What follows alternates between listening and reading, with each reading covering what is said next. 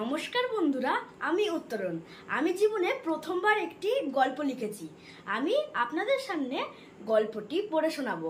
যদি গল্পটি ভালো লেগে থাকে তাহলে কমেন্টে অবশ্যই জানাবে, আর লাইক সাবস্ক্রাইব করবেন। এবার শুরু করি। এটি একটি ভূতের গল্প। শেওড়া গাছের নিচে ভূতের রাজ্য। এক গ্রামে একটি শেওড়া গাছ ছিল। সেই গ্রামের লোকেরা ভাবতো যে শেওড়া গাছের নিচে একটি ভূতের রাজ্য ছিল।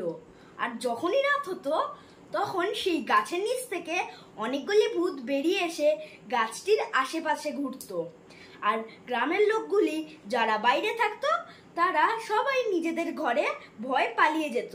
তারপর দিনই একটি 10 বছরের ছেলে সেই গাছের কাছে চলে গেল। তারপর সে কিছুই ভূত দেখতে পেল না। তখন সে ভাবলো মাটি খুঁড়ে ভূতেদের রাজ্য বার করবে, কারণ তার খুব জানার ইচ্ছে ছিল আসলে ভূতেদের রাজ্য আছে নাকি নেই। তখন সে কোদাল এনে মাটি খুঁড়তে লাগলো। প্রায় আধ ঘন্টা মাটি খুঁড়ে সে দেখতে পেল যে সোনার রঙের মতো একটি জিনিস। তারপর সে আরেকটু খুঁড়ে দেখলো সোনার দরজা। সেই দরজায় তালা লাগানো ছিল। সেই দরজা খুলতে গেলে চাবির প্রয়োজন।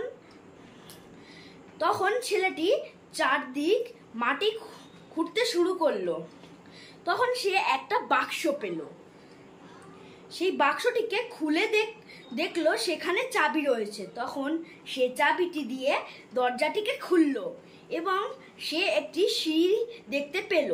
সিঁড়ি দিয়ে নিচে নামার পরই তার মনে হচ্ছিল সে একটি অন্য জগতে চলে এসেছে।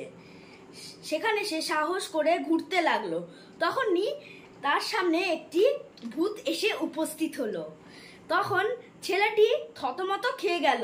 তখন ভূতটি বলল, আমি ভালো ভূত, খাই না কাউকে, আমাদের ভয় পেও না সবাইকে।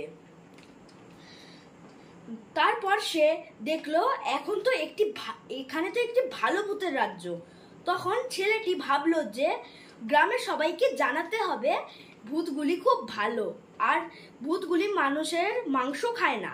শুধু রাতের বেলা তাদের রাজ্য ছেড়ে যখন পৃথিবীতে আসে তখন ভূতগুলি গাছের পাতা ফল মূল খেয়ে বেঁচে থাকতো। ছেলেটি সকালবেলা ঘুম থেকে উঠে দেখলো যে এটি একটি স্বপ্ন ছিল।